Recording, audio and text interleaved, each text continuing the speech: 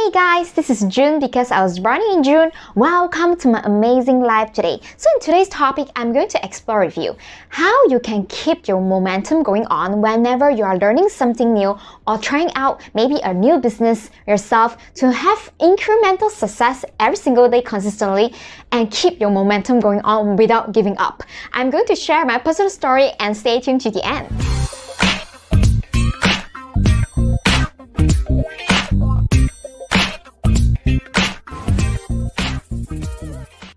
Back. Okay, so I have to be honest with you. So sometimes I also do feel defeated when I'm overwhelmed with a lot of information, especially in a new course or maybe when I'm starting out a new business. I'm the kind of person that I got anxious very quickly whenever there is a lot of uncertainty, right? So after that, I train myself to really sit down sometimes, to really sit down, to meditate and to calm down, like whenever I'm information overloaded. And that's why I want to share this feeling with you guys. I'm pretty sure that I'm not alone feeling that way. So if let's say there are at times that you are in a new course perhaps, or you are starting a new business, you feel defeated, right? So these are the 5 tips that I want to share with you in order so that you can kind of like have the sense of achievement every single day to keep your momentum going. Okay. So the first thing, let us think about what are the reasons that sometimes we get we feel defeated very easily. Okay, the first thing I feel like it's whenever something will look like it is like a big project, like it's a big project and it's difficult to do, or there are too many to-do lists, we felt overwhelmed and then we procrastinate and we decide not to do it at all because it is kind of like our mind trick that it is helping us to, our mind is always helping us to save ourselves from something very complicated, right? So that's why if let's say you are in this kind of situation, most likely you are being information overloaded, and what you can do instead is that you can really sit down.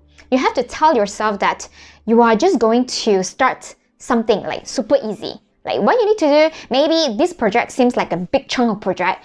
Sit down, spend about 10 minutes time to write down what are the to-do lists that should be linked to this big project. Like I give you an example. Let's say maybe one of my project is actually having a free recording a free course and host it in a membership site that teach everyone else how to build your first landing page using free software, which is exactly what I'm doing right now. So it sounds like a very big kind of project where I need to record videos, I need to host it in the membership site, I need to promote, I need to DM people who actually show the interest. It sounds like a lot to do, but what I did instead, in order to make sure I have the momentum going on, I said, hey, you know what? Let's just break it down. What are the big tasks involved to get this project going on? Okay, so the first thing I tell myself, hey, if let's say I want to give a free course, it doesn't have to be like maybe 10 videos inside. A free course can start with something as easy as 3 videos. And the 3 videos, it doesn't have to be 30 minutes each because my attention time span can't be more than 15 minutes. I'm also thinking the same for whoever is jumping into my free course, right? So I set to myself like a target that each video I'm just going to record maximum 10 minutes because that's where the learning time span and attention time span will be. So after I've done that, it also means that if let's say each video is 10 minutes, I only need to record like 30 minutes time, right?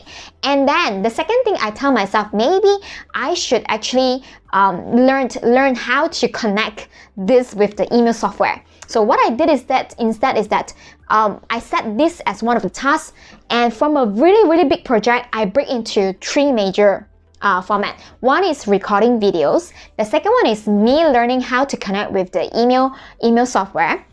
And then the third is actually to put them into a membership site. And then the last part is actually just to do some little marketing. The marketing can be just using like, share in my Facebook story or share a post in my group as well as in my profile. So when I see that, hey, you know what, it's just 4 big areas, it's not too difficult. So what I did further is that I further break down each of the tasks to subtasks. And once I done this process, I felt like, hey, you know what, there is a better clarity.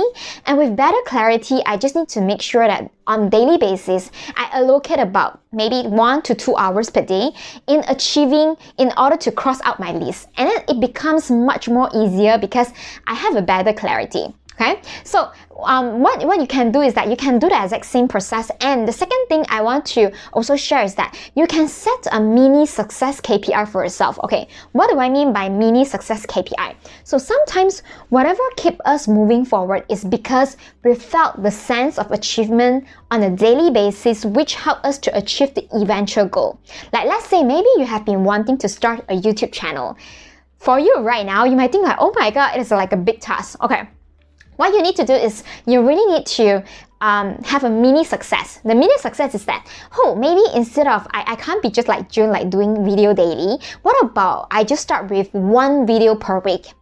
And then this is a mini success. Okay, if let's say 1 video per week, it means that I'm achieved my target that I set for myself. It's very easy to achieve, that's number 1. And then secondly, you feel motivated to do so because the task is not very complicated, because it's just by recording a video. Okay, so depending on the projects you're working on, you can always have this mini success checklist so they can tick off from your list that will make you feel very proud of yourself because you have done this thing that you always been wanting to do. Okay, and the third thing is that this is so important. No matter whether you're starting anything new, okay, I have been learning not to seek for perfection, because whenever I want to seek for perfection, especially even when I'm recording a video training about 20 to 30 minutes, last time when I first started recording the first tutorial and first video training I have, because it's pre-recorded, I always seek for perfection, and I ended up I spent like 3 hours recording 10 videos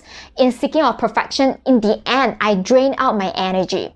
And this is a big no-no, especially when you're starting out. You want to motivate yourself, but then not demotivate. So you seeking for perfection, sometimes it will actually kind of demotivate you to have the momentum to keep going on, because you felt like, oh my god, you want to be perfect in everything, right? So that's why the third tips that I have is not seeking for perfection. So instead of doing 100% for one task, why not just doing 70% for 10 tasks? You feel like you are more motivated to achieve the goals that you set, and then you felt like the sense of achievement.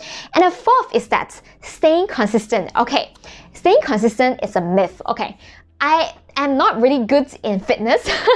In fitness, I'm not so consistent, but probably I should actually work on my consistency in my fitness journey, right? But in videos, it's something that I'm really passionate and I enjoy doing very much. And that's why I'm able to stay consistent. So something I need to learn for myself, because maybe I set like a too high kind of target for myself in my fitness journey that makes me procrastinate. Okay, so a little bit lesson for myself as well. So staying consistency becomes not so hard when you kind of like trick your brain that every single day you are just going to do this task for about, let's say, 15 minutes. Like seriously, 15 minutes. I spend so much time in scrolling my social media. Can't I just allocate a 15 minutes to do a video? Can I just allocate a 15 minutes to do a planning for my day, for my next day? Can't you just use the 15 minutes to actually maybe start your reading habits? Alright, so when you trick your mind, says like, hey, you know what, June, you tell your mind, hey, you know what, June is going to be like just like 15 minutes, so it's not too hard to stay consistent, so it's easier to continue doing that. But if let's say you tell your mind that you're going to spend about 1 hour per day, the very big part of me is that the tendency of me consistent for 1 hour will be more difficult. So what we do is that we start small. Our goal starts small, 15 minutes per day. We tell our mind, we trick our mind, and then we stay consistent. After we stay consistent for about 7 days or 2 weeks, it's time to increase the goal. Like last time, instead of 15 minutes, right now you can make it like 30 minutes per day. So it sets the habit, and then when the habit is set, it's so easy for you to keep doing that. And then you felt like it's very easy because it's part of you.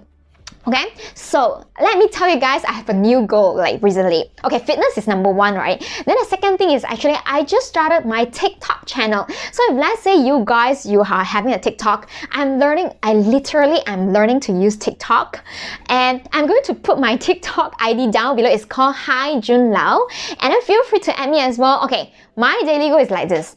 I need to make one TikTok video on every single day, and that's my goal for the next 30 days. And if let's say you are also in a TikTok challenge just like me, that's one of the challenge I set for myself, feel free to comment me down below like TikTok challenge so that we can like keep on motivating each other to continue doing that, okay? So if, of course, if let's say you really love my videos, feel free to subscribe to my YouTube channel. I'm going to put the link down below, as well as to join my Facebook group. It's called Amazing Story. You can go to www.amazingstory.co.